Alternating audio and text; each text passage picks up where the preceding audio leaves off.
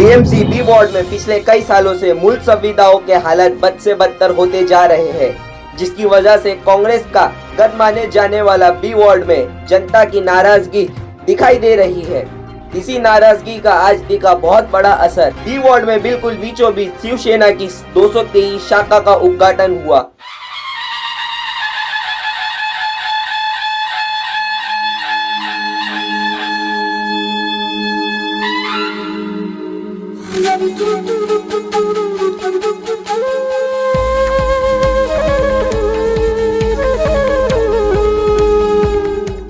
आपको बता दें, इस शाखा उद्घाटन में अरविंद सावंत, पांडुरंग सकपाल, वरुण देसाई और सचिन आहिर मौजूद थे। और आज मुझे बहुत खुशी है कि 223 नंबर वार्ड में हमारे फैजुल्ला खान और हमारे हाजी अमीन, इनके नेतृत्व में हमारा रफीक निशानदार, ये लड़का जिसने इतनी मेहनत की, मुझे बोलने लगा सर आप वहां कार्यालय खोलना है। बोला करना क्या पहले बता।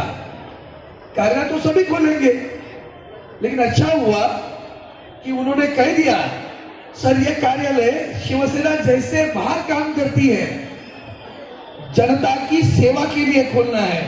अब जनता की सेवा के लिए खोलना है तो अरविंद सावंत सबसे पहले हाजिर होगा। चिंता न कर, कार्यालय का उद्घाटन कर। मैं आप सभी को प्रार्थना करता हूं कि जिस तरह से यह कार्यालय बनाया है ना, जिन्होंने मेहनत की, दो का तो नाम ले लिया, तीनों का नाम ले लिया, बहुत सारे होंगे जो इसके पीछे होंगे जिन्होंने श्रम किया होगा और इतना खूबसूरत कार्यालय बना है। इतने जोरदार तालियों से उनका अभिनंदन करिए। तालियां भी बरसनी चाहिए, ऐसी बरसे कि उनको ताकत आ जाए, ऊर्जा आ जाए। देखिए, ये शाखा जो आज खुली है, ये शाखा खुलनी चाहिए थी बहुत साल पहले, लेकिन हम लोग ये सोचते थे कि चलो काम चल रहा है चलने दो, लेकिन मोहल्ले वालों की, एरिया वालों की और ख़ास करके मुंबा देवी विधानसभा वालों की इतनी कंप्लेन आई फैजुल्ला भाई के पास में कि एंड में हमको ये कदम उठाना पड़ा कि कार्यालय खोलेंगे तो ही जब जाके ना कुछ काम होगा यहाँ पे। बस उस तमाम काम को अंजाम देने के लिए कार्यालय खोले। साउथ मुंबई में 5 बड़े मुद्दे हैं, ड्रेनेज लाइन, पानी की लाइन, कचरा, इलीगल कंस्ट्रक्शन, एंक्रोचमेंट और पार्किंग। तो क्या शिवसेना में आप जिस तरह से यहाँ पे शाखा खोले तो इसका कुछ हल निकालेंगे? इलीगल कंस्ट्रक्शन का जहाँ तक सवाल है तो आज तक मुंबा देवी विधानसभा में इलीगल कंस्ट्रक्शन ही तो होता आया, और विधानसभा में ये आवाज़ उठाई गई कि पार्ट ओसी पे इलीगल कंस्ट्रक्शन का काम होता है और उसको रोका जाए।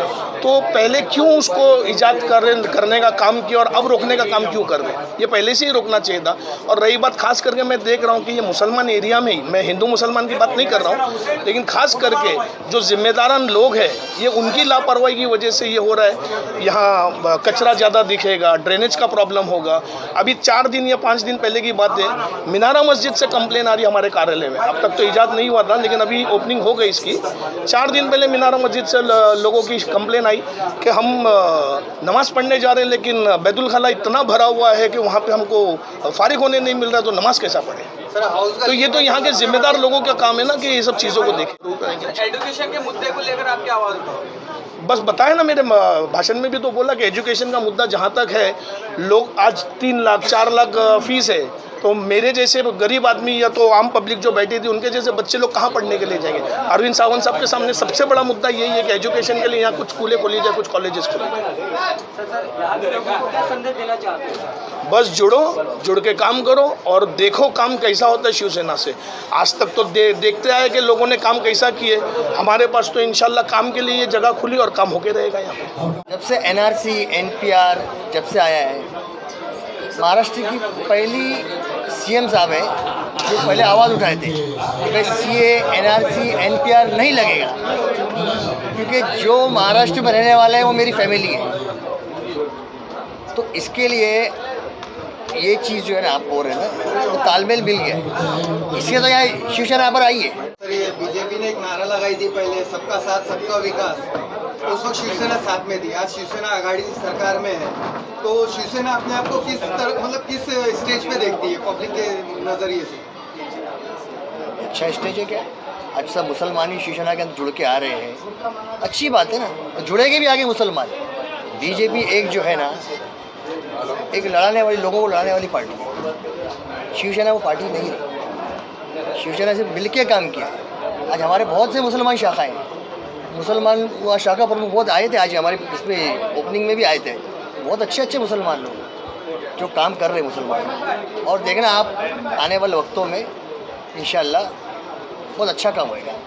आप 1 महीने बाद आओ, 2 महीने बाद ये ऑफिस पे आके हमारा इंटरव्यू लेना, तो आप खुद आओगे कि वहाँ ये काम हुआ, ये काम हुआ, ये काम हुआ, आप खुद ब खुद पता चल जाएगा उसके लिए। फ्रेंड्स, हमारे साथ शिवसेना की इधर आज ऑफिस की ओपनिंग हुई है और इस वक्त हमारे साथ बात करने के लिए 2 मेहमान मौजूद है, मौलाना एजाज़ कश्मीरी साहब और अमन कमेटी से फरीद साहब। तो आइए इनसे सवाल करते हैं ये इस चीज़ को किस तरीके से देखते हैं। अस्सलाम वालेकुम।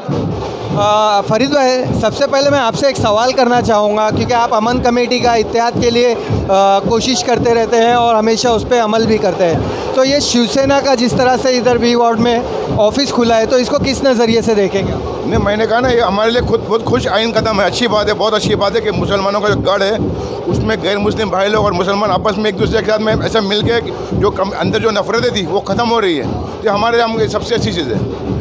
अभी ये जिस तरह से 25-50 साल से यहाँ कभी शिवसेना या बीजेपी का ऑफिस नहीं खुला है, तो आज पहली बार इधर पे एक शिवसेना का ऑफिस खुला है और आपका कहना है कि मतलब मेल मिलाप होगा, लेकिन जो जनता है, जनता एक दूसरे को क्या इतनी जल्दी एक्सेप्ट कर लेगी?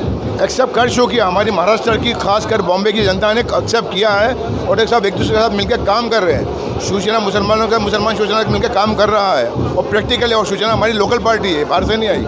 शिवसेना पार्टी जो महाराष्ट्र की महाराष्ट्रन पार्टी है, उसमें कुछ लोगों ने मिलकर ऐसे नफरतें बांटने की कोशिश की थी, वो नफरतें और अल्हम्दुलिल्लाह दीवारें गिर रही है और आज हिंदू मुस्लिम एक साथ मिल रहे हैं। ये सबसे बड़ी आज पूरे हिंदुस्तान की ज़रूरत है कि हिंदू मुस्लिम एक साथ जमा होकर काम करें। मैं हमारे साथ मौलाना एजाज़ कश्मीरी साहब भी यहाँ पे इस वक्त मौजूद हैं, उनसे भी सवाल करेंगे। अस्सलाम वालेकुम। वालेकुम सलाम। जनाब, सबसे पहले तो ये बताइए आपका रिएक्शन किस तरह से है, जिस तरह से शिवसेना का यहाँ पे ऑफिस ओपन हुआ है मुस्लिम बहुल एरिया में, तो आपका रिएक्शन क्या है? सबसे पहले आपका रिएक्शन। देखिए, जितनी भी वो पार्टियाँ जो इस मुल्क में अमन अमान के लिए काम कर सकती हैं, उनके दफातर खुलना, उनसे जुड़ना, नौजवानों को आगे बढ़ना बहुत ज़रूरी है। और शिवसेना जो है इस सूबे की पार्टी है, महाराष्ट्र की, जिसने उस पार्टी को रोका है जो मुल्क में नफरत का बाज़ार गर्म करे हुए थी। तो ऐसे माहौल में अगर वो 2 कदम वो आगे बढ़ रही है, तो 1 कदम हमको आगे बढ़ने में कोई हर्ज नहीं है, ताकि दूरियां ख़त्म हो और भाईचारगी कायम हो। पिछले 3-4 साल में जो महाराष्ट्र का माहौल संभला हुआ है, उसकी एक वजह यह है कि लोग मिल रहे हैं, एक दूसरे से जुड़ रहे हैं। देखिए, बहुत सीधी बात कहता हूँ, इल्म एक अलग टॉपिक है और इल्म के पे काम होना चाहिए। इल्म की कमी की वजह से सारे मामला हो रहे हैं, और ख़ास तौर पे जो सरकार मरकज़ में बैठी है और जो पीएम साहब बैठे हैं, और बच्ची पढ़ाओ बच्ची बचाओ, और मुसलमान बच्चियों के लिए, और अभी आपने फरीद भाई से पूछा रिजर्वेशन का मामला, हम कहते हैं इतनी हमदर्दी है ना मुस्लिम बच्चियों से, लेके आओ ना राज्यसभा में बिल, पार्लियामेंट में बिल लेके आओ ना मुस्लिम बच्चियों के लिए, रिजर्वेशन पास कर दो ना मरकज़ से, पूरे हिंदुस्तान के लिए पास कर दो। देखिए कितने हमदर्द हो मुसलमानों के आप, मुसलमान बच्चियों के। रही बात, मुसलमान बच्चों को समझना चाहिए कि हम इलेक्शन के टाइम पे अपना वक़ार गिराए ना, अपनी वैल्यू गिराए ना। हम टेबल के लिए काम नहीं करें, हम अपने इलाके के लिए काम करें। हम उस नेता से बोलें कि हम काम करके देंगे, लेकिन वक्त पे हमारे काम होना चाहिए। हम अपने टेबल ना बेचें, अपना वक़ार ना बेचें, इंशाल्लाह काम होगा। खाली इतना कहूँगा, आप किसी भी पार्टी में जाएं, कम से कम हर समाज का आदमी पहले अपने समाज का बनता है, बाद में पार्टी का बनता है।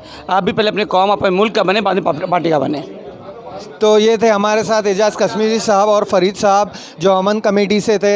इन्होंने खुला और साफ़ सुथरे अल्फाजों में अपना जवाब दिया। इसी के साथ मैं अपनी रिपोर्टिंग क्लोज करता हूँ। कैमरा पर्सन ज़ीशान खान के साथ इकबाल ज़ुबैरी।